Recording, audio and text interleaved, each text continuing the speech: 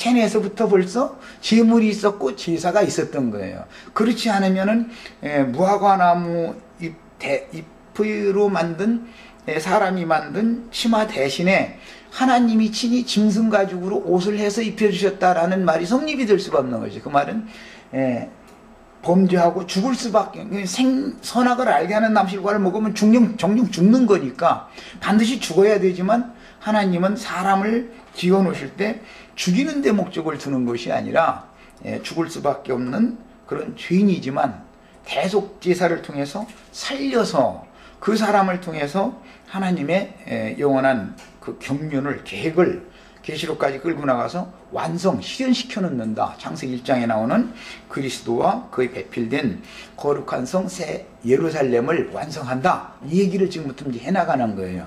그러니까 오늘 우리가 나누는 이 히브리서 4장 말미에서부터 우리에게 뭐 큰 대제사장이 계시니 승천하시니 곧 하나님의 아들 예수다. 이렇게 시작되는 이 제사장 직분, 그리고 나서 5장에 넘어와서는 아론 반차에 따른 제사장 직분을 또 얘기를 하고, 오늘 이제 5장 11절 이하에서는 멜기세덱의 반차에 따르는 제사장 직분을 이렇게 이야기를 해나가고 있어요. 이런 성경의 흐름을 잘 감질해 가면서 읽으셔야 되겠습니다. 그 다음에 에덴 동산 안에서 그런 구속, 즉 죽을 수밖에 없는 죄들을 사면받는, 덮임, 가리움을 받는 대속제물로 드리는 영원한 완전한 제사가 있었기 때문에 그가 그 자리에서 죽지를 않고 산채로 동산 밖으로 이제 나오게 되죠. 그 이제 동산은 원래 하나님의 처소지만 그 동산에 뱀이 들어와서, 그 다음에 부정한 모든 들짐승들, 그 다음에 모든 들짐승 중에 가장 간교한 뱀이 앞장서서 들어오고, 모든 들짐승들, 부정한 짐승들이 다 들어오고, 공중나는 부정한 새들이 다 들어오고, 그래가지고 금령의 실과나무로 상징되어지는 그 큰 나무에 가지에다 깃들고 그 나무 그늘 아래 들짐승들이 거기서 이제 거하게 됐다. 신앙의 처소가 됐다. 에덴 동산은. 그러니까 거기는 이제 하나님이 원래 하나님의 원래는 하나님과 아담과 하와가 같이 거기서 행복을 누리면서 영생해야 되는 처소인 하나님의 처소지만, 그걸 하나님이 포기했다, 이제 버렸다 이 말이죠. 거기는 이것은 이제 뒤에 구약성경 이제 뒤에 보면은 베델이 귀신의 처소가 되므로 벳아웬이 돼서 그걸 버려버린단 말이에요. 그리고 예루살렘에다가 새로운 하나님의 임재처소를 예루살렘에 정해두신 거예요. 그래서 에덴 동산에서 쫓아낸 아담과 하와는 궁극적으로 어디를 목표 삼아서 가야 되냐면 하늘의 시온산에 있는 예루살렘 성에 들어가는 권세를 얻어야 되는 거예요. 아담과 하와는. 그래서 원래 이게 예수님이 이 땅에 오셨을 때 땅의 예루살렘이라고 하는 것은, 예루살렘은 왕궁이 있고 신전이 있기 때문에 예수님이 그 왕궁에 거하셔야 되고 왕노릇 하셔야 되고, 신전에서는 예수님이 대제사장 노릇을 해야 되는 거예요. 그런데 예수님이 이 땅에 오셨을 때 신전에는 율법대 제사장들이 안나스와 가야바라고 하는 율법 대제사장들, 예수님을 박해하는 자들이 거기서 대제사장 노릇을 하고 있었고, 예루살렘의 왕궁에서는 헤롯이라고 하는 에돔 족속이 에돔 족속 헤롯이 거기서 왕 노릇을 하고 있었어요. 그래서 여우도 굴이 있고 공중에 나는 새도 둥지가 있건만 인자는 머리 둘 곳이 없다. 예수님이 위로부터 오신, 하늘에서 보내심을 받은 예수님은 땅에 오셨을 때 이 땅에서는 머리를 기대고 쉴 곳이 없었던 것이죠. 왜냐하면 그 저주받은 땅의 모든 부정한 짐승들이 왕궁과 신전을 그들이 다 차지하고 있기 때문에 주님께서는 이제 그곳에 들어가셔서 그 왕궁과 신전을 저주하고 무너뜨리는, 심판하는 말씀을 이제 최후로 이제 선고를 하고, 예수님은 성전에서 떠나버리는 거예요. 예루살렘 성전에 나오는 거예요. 이것이 에덴 동산에서부터 역사적으로 반복되는 이야기다 말이에요. 이제 이런 것에 대한 그 기본 틀을 이게 잘 알고 계셔야 되고, 계시록 말미에 가서는 서신서들을 뭐 다 설명하면 시간이 없으니까 말미에 가서는 세속 교회를 상징하는 큰 음료의 7머리들이 주장하고 있는 그 이제 아론 반차에 속하는 죽이는 직분을 행하는 자들이죠. 음료의 남편 노릇을 하는 사람들인데, 그래서 하나님의 백성들을 불러내는 이야기를 하는 거예요. 에덴 동산에서는 아담과 하와를 축출시키는 것과 같은 이치다. 예루살렘에서도 이는 다 도망가라 말이에요. 예루살렘을 심판하는 날이 올 텐데, 그때 성 안에 들어가지도 말고 성에 있는 자들은 전부 산으로 도망가라, 이랬어요. 이제 계시록에서는 큰 성 바벨론에는 들어가면 안 되는 거예요. 거기에서는 그냥 뒤도 돌아다보지 말고 다 나와야 된단 말이에요. 나와서 어디로 가냐?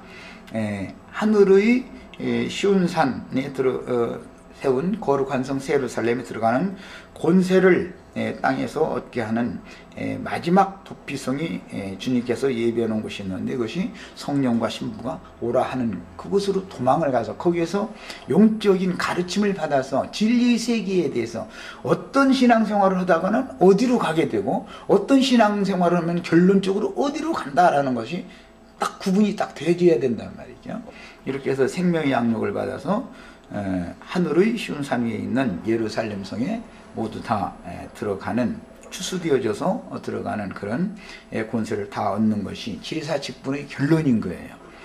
여기가 이제 굉장히 어려운 난해한 그 멜기세덱의 반차를 설명을 하려고 하니까 할 수 없이 이게 난해한 얘기를 안 할 수가 없는데, 뭐 바울 사도가 이 히브리서 기자가 이런 말을 할 때, 너에게 내가 이거 말하기가 참 어렵다.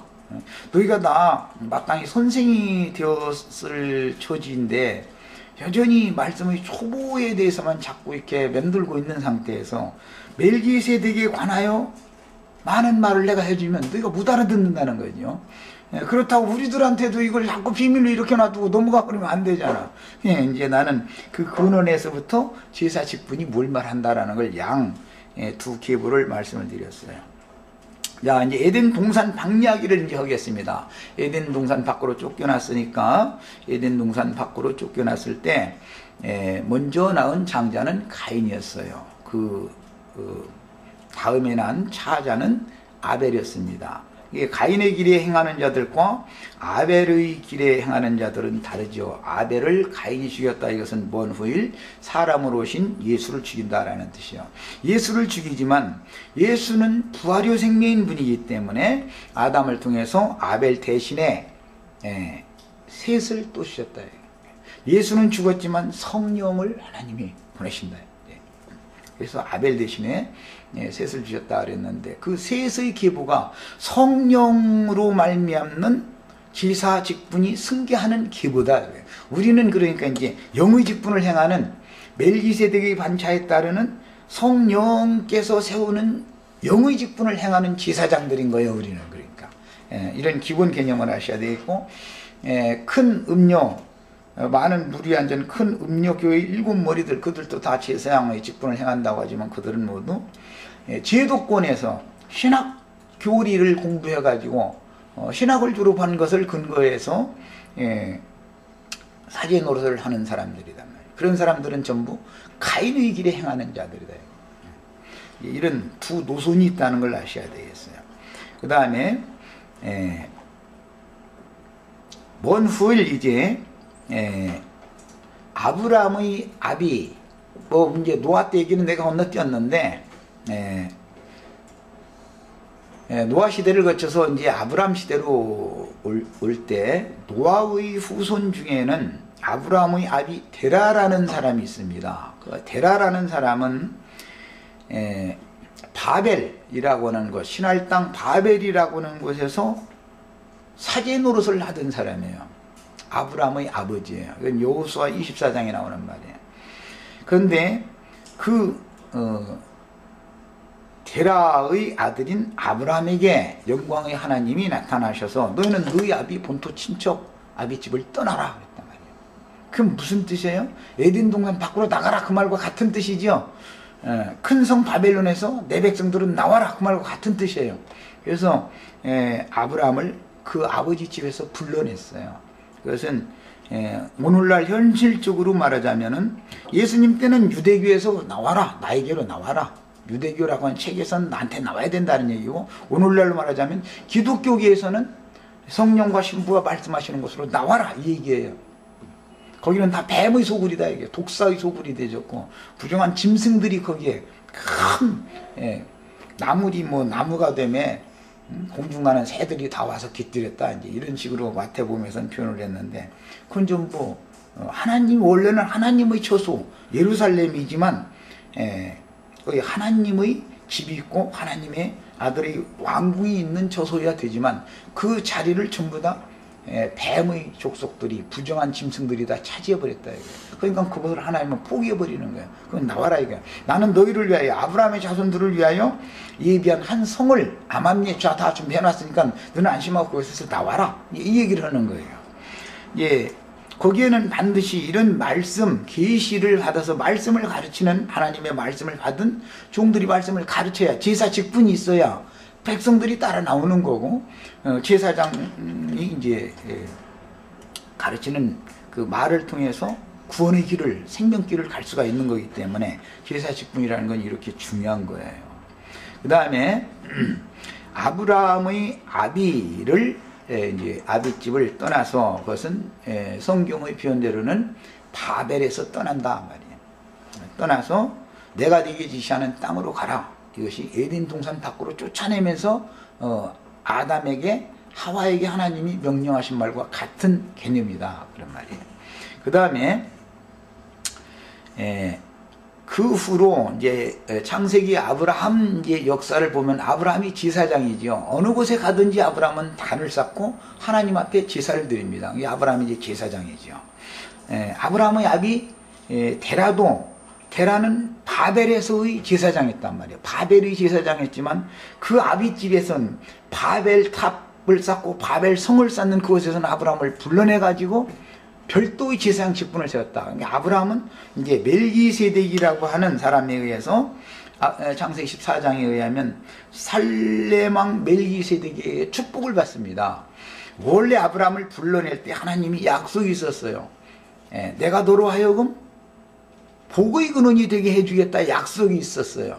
그 약속을 언제 실현하느냐?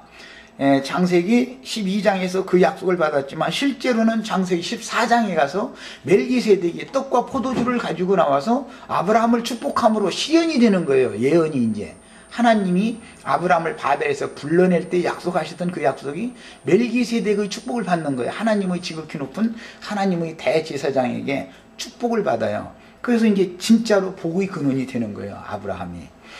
이것은 성경에서 아주 굉장히 중요한 어떤 아담의 저주가 변하여 아브라함을 통해서 복이 다시 회복된다.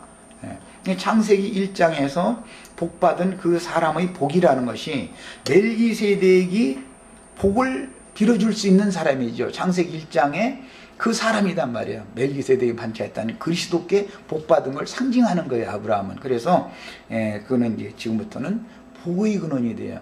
그래서 아브라함이 축복을 하면 다른 사람도 다 같이 복을 받는 거예요. 이제 왜? 근원자, 복의 근원자이신 그리스도께 복을 받았으니까. 그래서 그리스도께 이런 신령한 복을 받은 어떤 제사장 계보가 있다 말이에요. 그래서 그 계보에 속해서 신앙생활을 같이 해야만 영원한 생명의 처소로 하나님이 예비하신 아브라함과 그 믿음의 후손들, 자손들을 위하여 히브리서 이제 11장, 12장에 나오는 그들을 위하여 예비한 한 성에 들어가는 권세를 얻게 된다. 이런 말이에요. 이게 제사 직분에 관한 흐름입니다. 그 다음에